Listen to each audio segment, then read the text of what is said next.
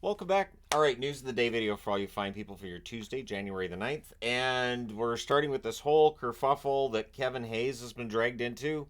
So we'll talk about the Kevin Hayes side of it first, and then we'll come back to the Cutter Gauthier side, and maybe I'll go back and forth between the two. But Kevin Hayes woke up today to death threats. He woke up to people saying that they were glad that his brother had passed away. Like this is not behavior you want to see from anybody ever, and it's there.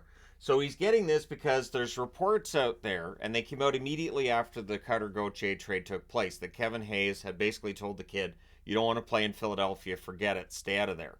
Now it's odd because I don't remember there being an acrimonious split between Hayes and the Flyers when he was traded. But again, during the summer and all that. But he's saying he had nothing to do with it. He doesn't have that kind of sway.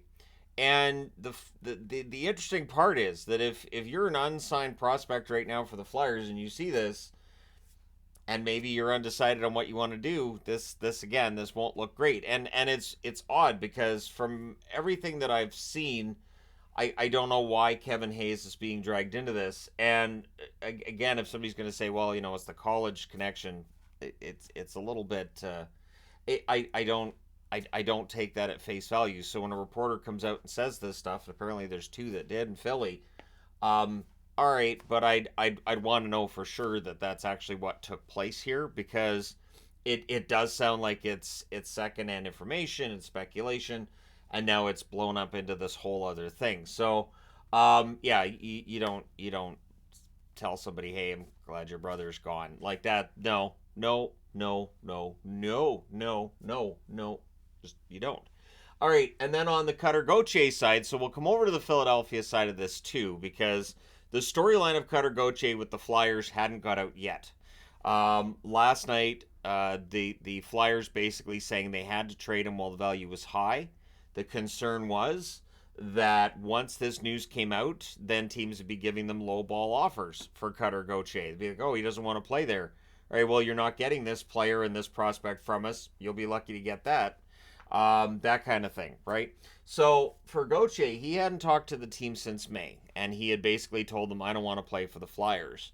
So for the World Juniors, they decided, all right, we're going to fly over to Sweden, we're going to talk to him, we're going to sit down, and we're going to have one last pitch, trying to get him to join the team. And Gauthier basically refused to meet with them, didn't want anything to do with them.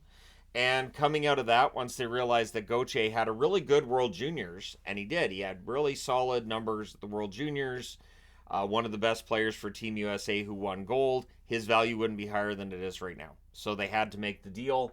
And when it comes to Drysdale's injury history, they did their due diligence. They say he's 100% healthy. They're not worried about his injury history at all. So this story has definitely caused Gauthier to become like public enemy number one, for Flyers fans, and I guess maybe for those in the Flyers organization as well, with all the fallout from it.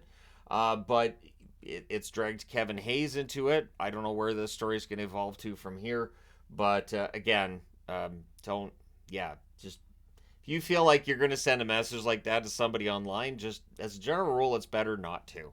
It's better to say, you know what, I'm not going to do that, and I'm going to go out and throw around a football or make a snowman or make a snow football. I don't know. Whatever you're gonna do, just don't send those kinds of messages online. It's not.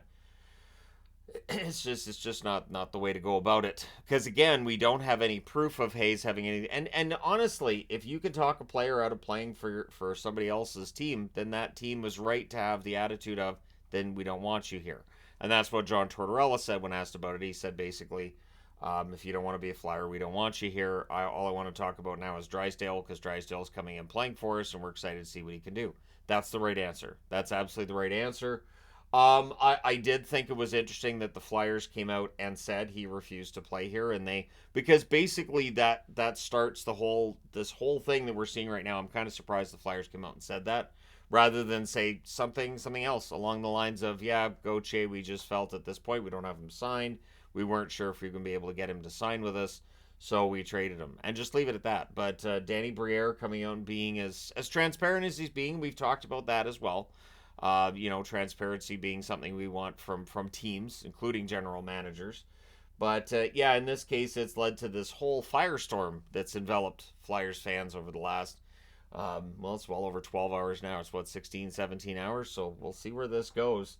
And considering that the Flyers season on ice has been trending in the wrong direction, yeah, we'll see if this helps to turn anything around or doesn't become a distraction. Again, adding Jamie Drysdale to that power play, which has really, objectively been awful, I think that can only be a good thing adding to that blue line. But again, we'll see. Let me know your thoughts on this matter, on the whole Gauthier Hayes thing and all of that stuff.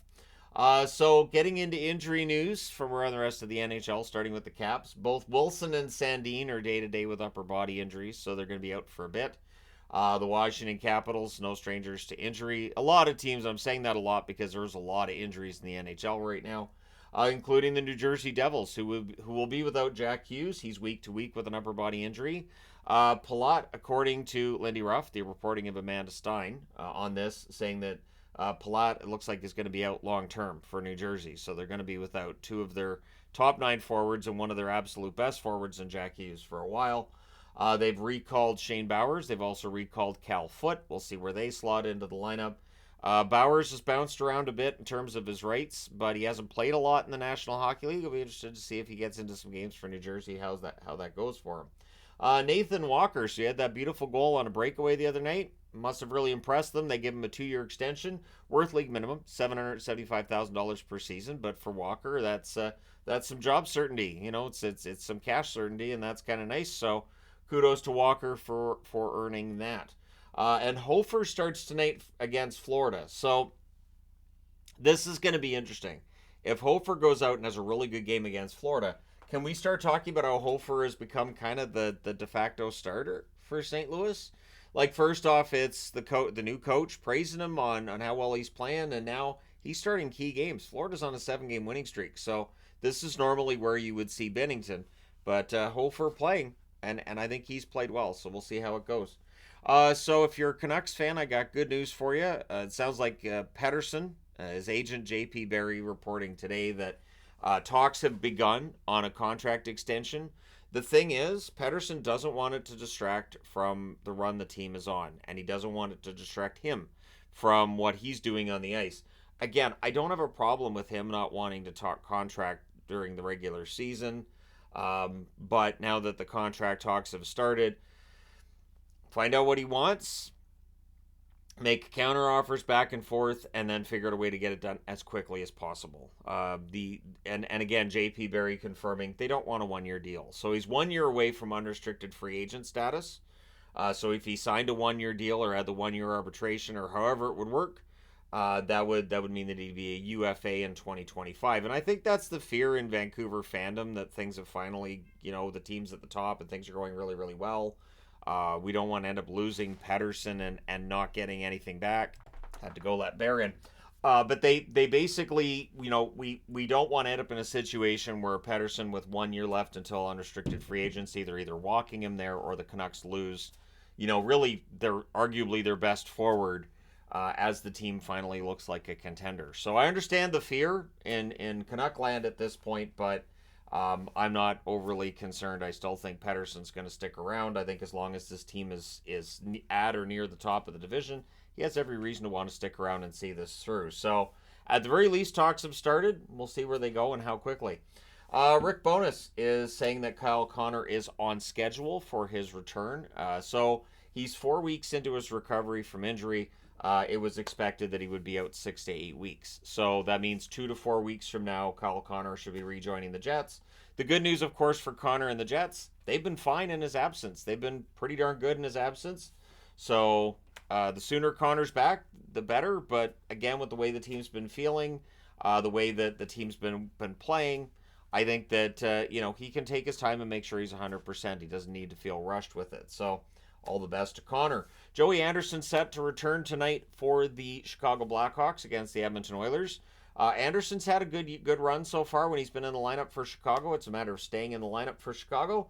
So all the best to Anderson and his return tonight. And Jaden Schwartz, who's been out for a while. He is set to return to the lineup for the Seattle Kraken tonight, being activated off of LTIR, and is expected to play against the Buffalo Sabres. So for a Seattle team that has now charged its way into a potential playoff spot, getting Schwartz back should only be a positive for them.